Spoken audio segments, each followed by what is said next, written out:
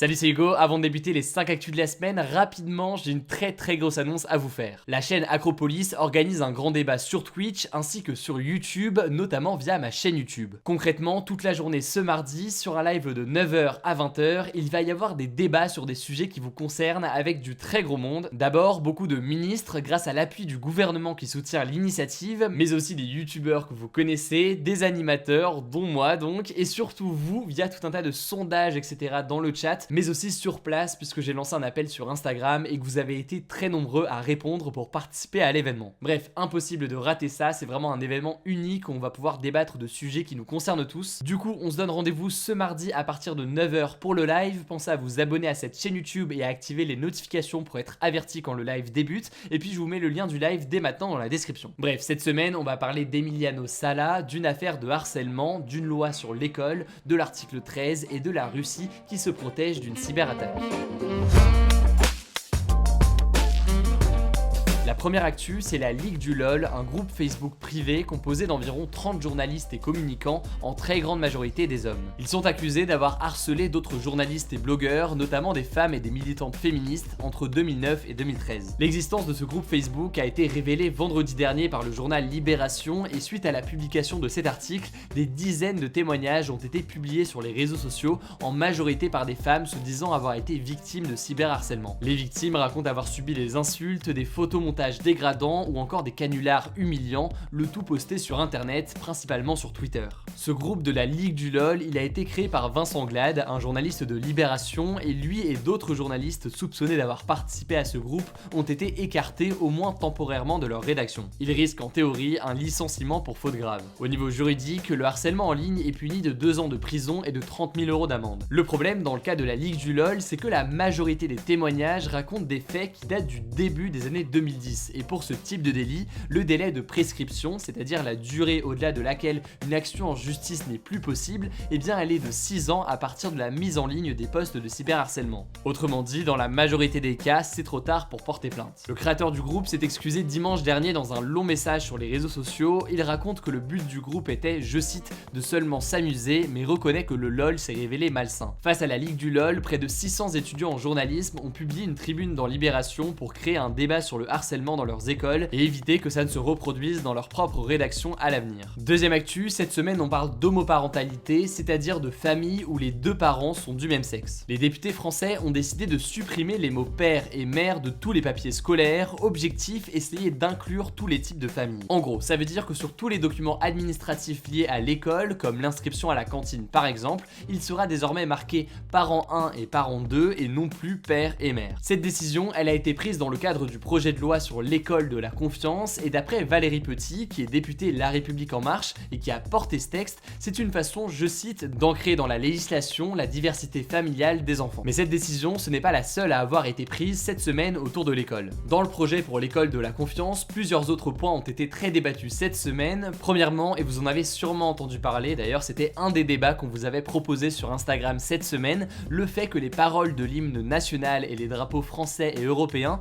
devraient être affichés dans toutes les salles de classe. Les députés ont aussi décidé que l'instruction des enfants serait obligatoire dès 3 ans alors qu'avant c'était 6 ans. Enfin, le devoir d'exemplarité des professeurs et le contrôle plus strict de l'école à la maison ont aussi été inscrits dans la loi. La troisième actu de la semaine concerne la directive européenne sur les droits d'auteur et un de ses articles en particulier, l'article 13. Jeudi, les représentants des 3 institutions européennes que sont la Commission, le Conseil et le Parlement européen se sont mis d'accord sur une version de cette directive qui veut réformer les droits d'auteur sur internet. En gros, les plateformes en ligne comme YouTube, Facebook ou Instagram se développent en diffusant les contenus d'auteurs et ne les paient que très peu. Et ça pour une raison, ces plateformes elles considèrent qu'elles ne font qu'héberger un contenu mais qu'elles ne le diffusent pas. Le Parlement européen, avec l'article 13, souhaite donc que les plateformes ne soient plus considérées comme de simples hébergeurs, mais bien comme des diffuseurs pour que dans chaque pays de l'Union européenne, si l'accord est validé, elles payent comme tout le monde et passent des accords dits de licence pour bloquer plus rapidement des contenus non libres de droit publiés publier chez eux. YouTube a mené pendant plusieurs mois une campagne anti-article 13, notamment auprès des youtubeurs. La plateforme s'oppose à cet article car il risquerait selon elle de nuire aux productions des youtubeurs et aux revenus du site. Une pétition pour modifier l'article a même été lancée en novembre et a réuni plus de 4,7 millions de signatures. Cela dit, cette campagne a été aussi critiquée, certains dénonçant des arguments inexacts de YouTube et affirmant au contraire que l'article 13 protège les créateurs. Et si vous voulez en savoir plus, eh bien sachez que j'ai fait une vidéo entière sur l'article 13, donc pour la voir c'est très simple,